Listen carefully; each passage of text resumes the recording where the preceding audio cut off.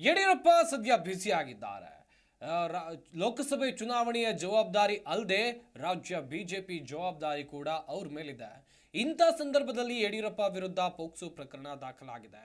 ಹಾಗಾದ್ರೆ ಅವತ್ತು ನಿಜಕ್ಕೂ ಏನ್ ನಡೀತು, ಆ ಮಹಿಳೆ ಮಾಡಿರುವಂತ ಆರೋಪ ಏನು, ಈ ಕುರಿತ ಕಂಪ್ಲೀಟ್ ರಿಪೋರ್ಟ್ ನಿಮ್ಮ ಮುಂದೆ.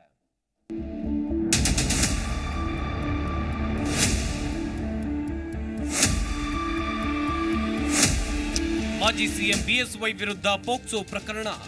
ಅಪ್ರಾಪ್ತೆ ಮೇಲೆ ಲೈಂಗಿಕ ದೌರ್ಜನ್ಯ ಎಸಗಿದ್ದರಂತೆ. ಎಸ್, ಬಿಎಸ್ ಯಡಿಯೂರಪ್ಪ ದಕ್ಷ ನಾಯಕ, ಕರ್ನಾಟಕ ರಾಜ್ಯ ಕಂಡಂತ ಓರ್ವ ದಿಟ್ಟ ಮುಖ್ಯಮಂತ್ರಿ.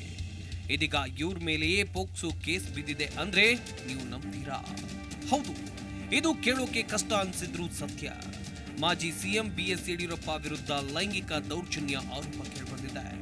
ಅಪ್ರಾಪ್ತಿಗೆ ಲೈಂಗಿಕ ಕಿರುಕುಳ ನೀಡಿರುವ ಆರೋಪದಡಿ ಆಕೆಯ ತಾಯಿ ಸದಾಶಿವನಗರ ಠಾಣೆಗೆ ದೂರು ನೀಡಿದ್ದು, ಪೋಕ್ಸೋ ಕೇಸ್ನಡಿ ಪೊಲೀಸರು ಪ್ರಕರಣ ದಾಖಲಿಸಿಕೊಂಡಿದ್ದಾರೆ. ದೂರುದಾರರ ಅಪ್ರಾಪ್ತ ಮಗಳ ಮೇಲೆ ಅತ್ಯಾಚಾರ ಆಗಿದ್ದು, ಈ ವಿಚಾರವಾಗಿ ಫೆಬ್ರವರಿ 2ರಂದು ನ್ಯಾಯ ಕೇಳೋಕೆ ಯಡಿಯೂರಪ್ಪ ಮನೆಗೆ ಮಗಳೊಂದಿಗೆ ತೆರಳಿದ್ರು.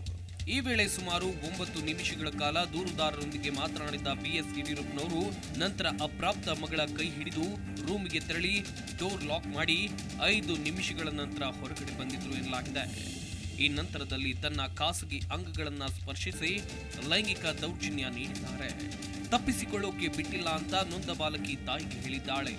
ಬಳಿಕ ಯಾಕೆ ಹೀಗೆ ಮಾಡಿದ್ದೀರಿ ಅಂತ ಪ್ರಶ್ನೆ ಮಾಡಿದಾಗ ಆಕೆಯ ಮೇಲೆ ಅತ್ಯಾಚಾರ ಆಗಿದೆಯೋ ಇಲ್ವೋ ಅಂತ ತಿಳಿದುಕೊಳ್ಳಲು ಹಾಗೆ ಮಾಡಿದೆ ಎನ್ನುತ್ತಾ ಕ್ಷಮೆ ಯಾಚಿಸಿದ್ದು, ನ್ಯಾಯ ಒದಗಿಸಿಕೊಡುವುದಾಗಿ ತಿಳಿಸಿದ್ದಾರೆ ಅಂತ ಆರೋಪಿಸಲಾಗಿದೆ.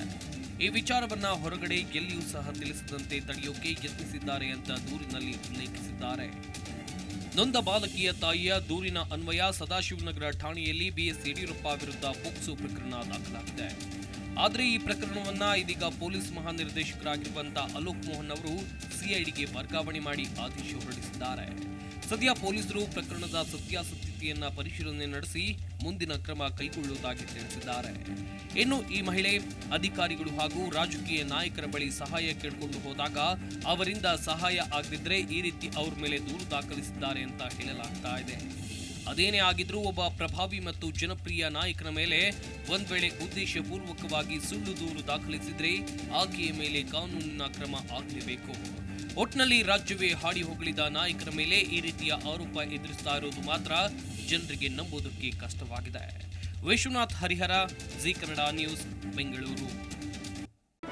ಜಿ ಕನ್ನಡ ನ್ಯೂಸ್ ಈಗ ನಿಮ್ಮ ಮನೆಯಲ್ಲೇ ನೋಡಿ. ಎಲ್ಲ ಕೇಬಲ್ಗಳಲ್ಲಿ ಈಗ ಲಭ್ಯ.